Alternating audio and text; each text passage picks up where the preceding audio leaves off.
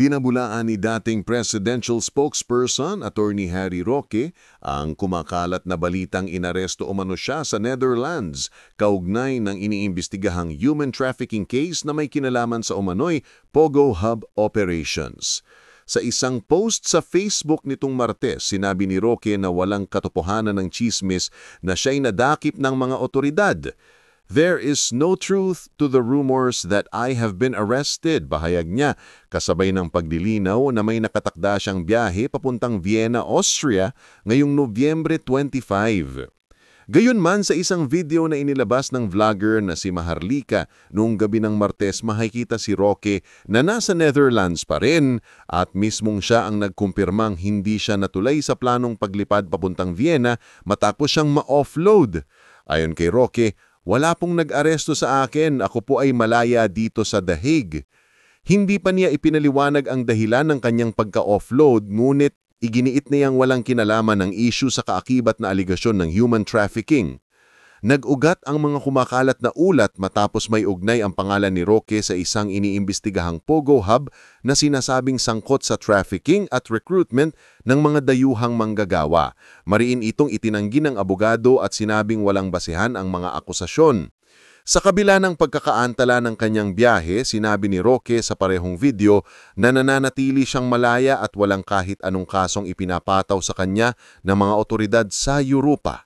Samantala, wala pang inilalabas na opisyal na pahayag ang Philippine Embassy sa The Hague o ang mga immigration authority sa Netherlands hinggil sa umano'y offloading ni Roque. Kasama ko ngayon ang aking palangga, Attorney Harry Roque, na kung saan ibinalita ng lahat halos ng mainstream media na ikaw daw po ay na-aresto sa iyong bahay. Ayan, kita nyo naman ang ganda ng ngiti ni Spokes, ikaw na ang magsalita. Ay, naabangan ka. Well, ngayon po ako'y nanananghalian sa isang mukhang mahal na restaurant. Kaya medyo pinapawisan ako kung magkano ang babayad ko rito, no? Pero siyempre, gutom na ako. Ito na ang pinakamalapit na restaurant, so dito na lang kakain, no? Minsan lang naman kumakain sa labas, no? But anyway, maraming salamat sa lahat ng mga nagpakita ng suporta, lahat na nagpakita ng pagmamahal. Ang aking mensahe po, maraming salamat at hindi ko po makakalimutan ang inyong pagmamahal at suporta. Pero taliwas po sa mga fake news, wala pong nag-aresto sa akin. Ako po ay malaya ngayon dito sa The Hague, nakikita nyo naman. At ang kwento po talaga ay dito po sa Europa, pag kayo nag-apply ng asylum, meron tinatawag na Dublin Rules. Yung Dublin Rules ay yung bansa na nag-issue ng visa ay ang siyang dapat magbigay ng protection sa inyo. Now, sa kaso ko po kasi, ang nag-issue ng visa ay Austria. Kaya, nagkaroon ng desisyon ng Netherlands na Austria ang dapat magbigay ng protection at kaya nga po, Austria ang dapat ng aking asylum case. Dapat asylum, no? So, yan po ang mga pangyayari at ako naman po, no, nung sinabi nila na Austria magbibigay ng proteksyon, ako naman po hindi tumututol kasi alam ko naman po na kahit saan ako pumunta sa Europa, ako naman po ay mapapatunayan ko yung paggigipit ng gobyerno ng Pilipinas. So ang kwento po talaga, nag-book po sila ng flight para sa akin from Amsterdam to Vienna at ako po ay talaga namang sumakay ako ng eroplano, no? Kaya lang po kasi, itong mga nakalipas na mga panahon, no, nung 30, ako po ay nagkaroon ng major surgery at kahapon nagkaroon ako ng minor day surgery. Oo, yung pareho kong doktor ay nag-issue na certificate that I am unfit to fly. Ngayon, ang problema, yung immigration naman ng Netherlands, meron din silang doktor na nag-issue ng fit to fly. So ako, dahil masunurin naman ako, ayaw ko namang isipin nila na ako ay sumusuway sa mga otoridad dito sa Netherlands. Nung sinabi nila na ibubok nila ako ng flight, edi sabi ko, sige. So, nag-alsabalutan na ako, sinarado ko na yung aking apartment, at tuwan-tuwa pa nga ako na ang dami kong extra luggage na binayaran ng gobyerno ng Netherlands. Sabi ko, wow, siguro mga 2,000 euros ang natipid ko dito dahil sila nagbayad lahat ng aking luggage. Euro mo, in Europe lang to, dalawang tagko 23 kilos, pero sa totoo lang, tagsi 50 kilo ata yung dala ko. Tapos meron pa akong pangatlong check-in luggage, isang 4 na hand carry, no? Sabi ko, nakabar na nakakita ng ganitong kadami na nalibre ako, no? Pero nung ako'y nakasakay na sa eroplano, alam kasi ng airline, no, being a commercial airline, na meron akong tinatawag na medical passport.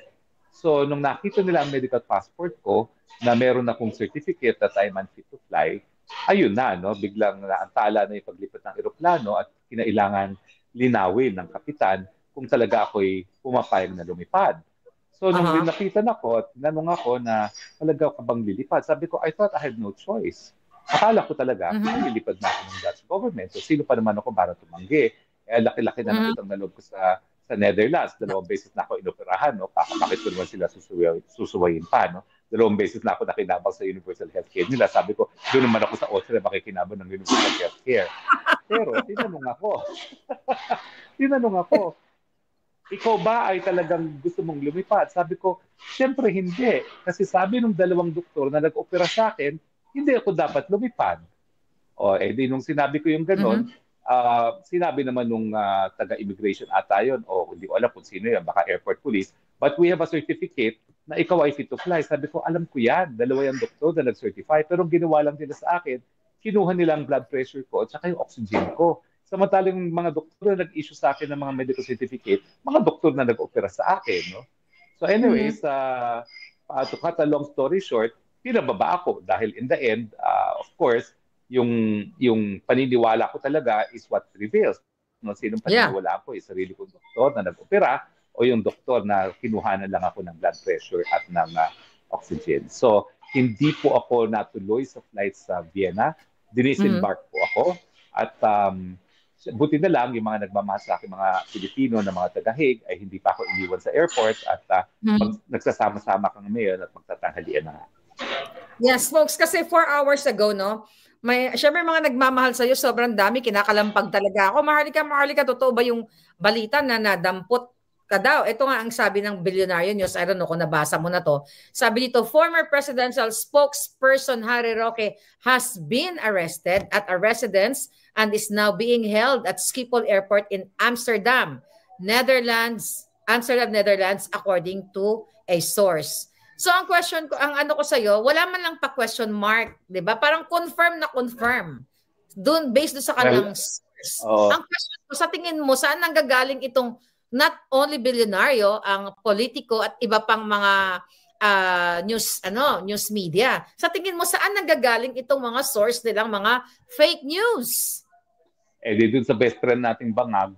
Siyempre, dahil linilihis niya yung issue dito sa number 4 and number 5 revelation ni Zaldico na meron po 50 billion insertion din itong si presidential son Sandro Marcos, no? Siyempre, pinipilit nilang ilihis lahat ng issue away dun sa paratang ni Amy na bangag nga ang ating presidente at saka talagang nagre-reiterate at inuulit-ulit ni Zaldico na talagang ang mastermind sa corruption sa flood control projects ay walang iba kundi ang ating presidenteng Bangag. So, ayaw nila na ang atensyon ay nakatutok sa kanila, so humahanap sila ng panglihis na issue. Sorry na lang po dahil taliwa sa mga kinakalat ninyo, kakain na naman po ako sa masarap na restaurant at hindi nakakulong gaya ng sinasabi ninyo. Oh my God, kakain ka na naman sa Michelin star. Ay, hindi naman Michelin star. Kasi baka mamaya magugas ako ng plato. Sa Michelin star. Hindi kaya ng powers. Smokes kasi, sa totoo lang, alam mo, nag-uusap tayo na monitor ko ano yung mga galawan mo. Hindi mo ba alam, meron akong invisible tracker na nilagay sa'yo. Ngayon ko lang nalaman na meron nga. So anyway, alam mo naman. Alam ko na, hanapin ko na kung nasaan yun. Hanapin mo, nandyan lang yun sa gamit mo. But anyway, kasi naglabasan yung mga fake news. Maraming, syempre yung mga kalaban ng bayan, natuwa dahil akala nila totoo. So ngayon, after that, nag-post ka ng iyong boarding pass. Nung bang nag-post ka ng boarding pass, ng moment na yon, yun yung before ka syempre na kausapin, di ba, na kung gusto mo mag-fly or what, di ba? Right after ng boarding, ikwento mo sa akin yung moment na yon sa mga babayan natin. Yung okay, meron pa kasing meron pa isang version na nangyari. So, actually, tanggap ko na. Okay, pupunta na ako sa Austria. Kaya lang, nababalitaan ko nga na ang daming fake news na hinuri na raw ako ng mga autoridad at papabalik na ako sa Pilipinas. So, importante na meron akong pruweba na hindi naman ako pabalik sa Pilipinas, kaya pinicturean ko yung picture ko sa Vienna.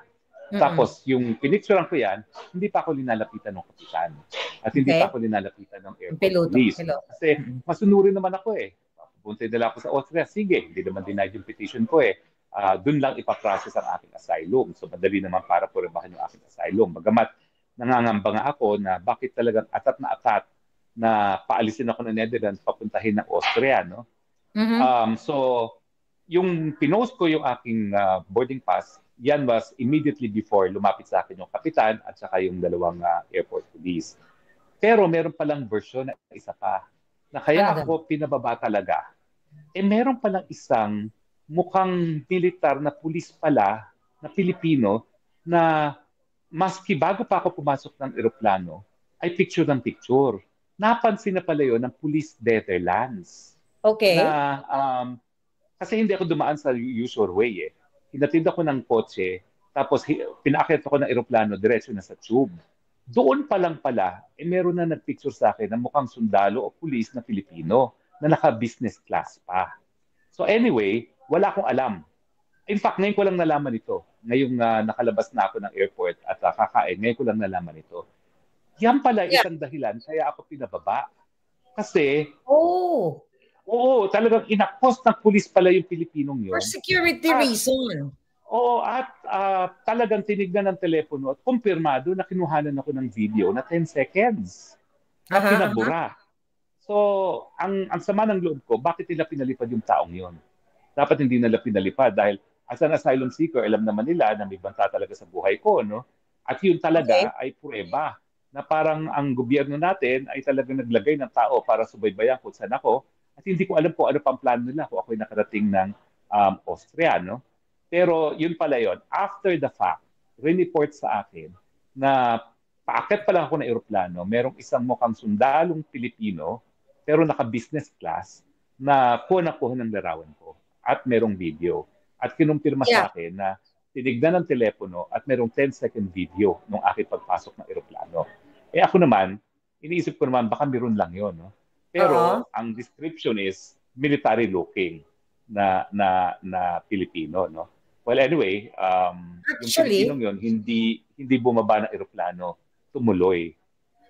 Kaya pala, inabangan nila kung bababa rin yung Pilipinong yun. Kasi nagtataka ako, bakit sabi ko, ba't ang tagal? Pinababa na ako, ang tagal ng mga pulis. Yung pala, inaabangan nila kung bababa rin yung Pilipinong yun. Hindi naman bumaba.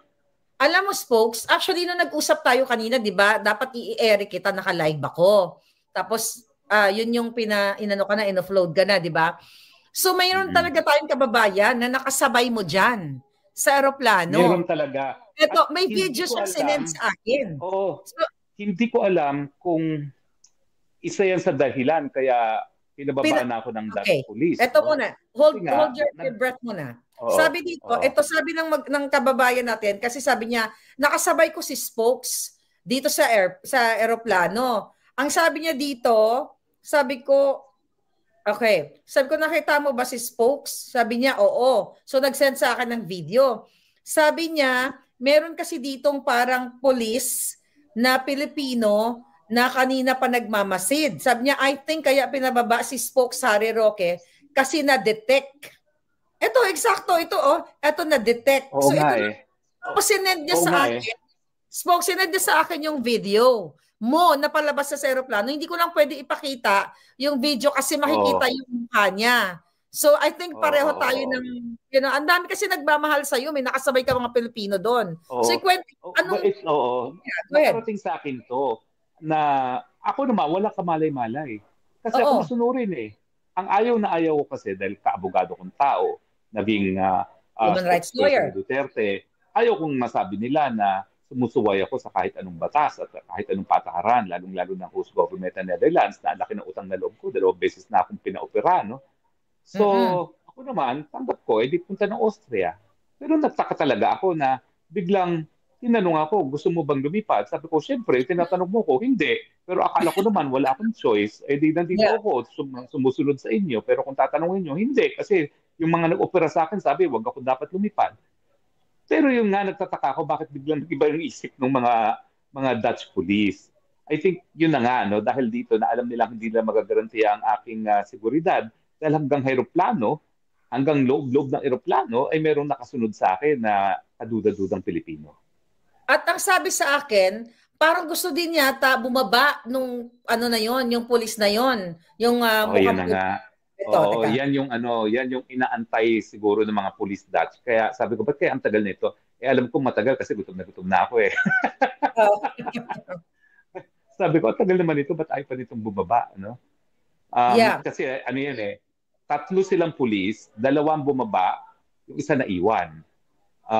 Tapos sabi ko, bakit kaya, ano kaya inaantay nito?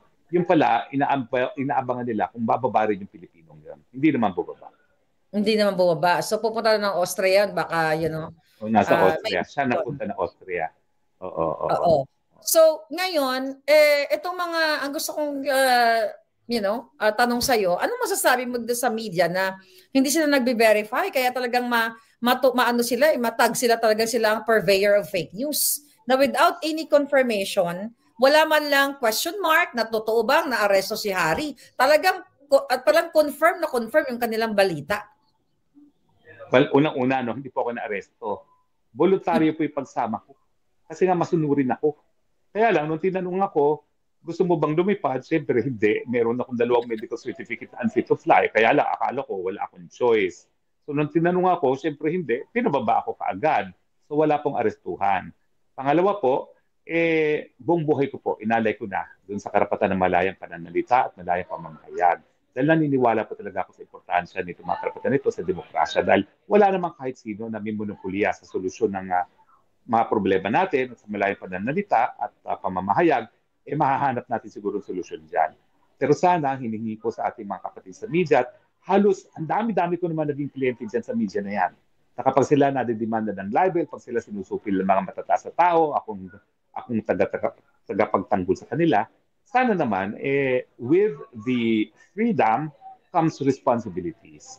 Maging, naman sila, responsable sa pagbabalita. At kung walang kumpirmasyon, sana, wag mo na ibalita.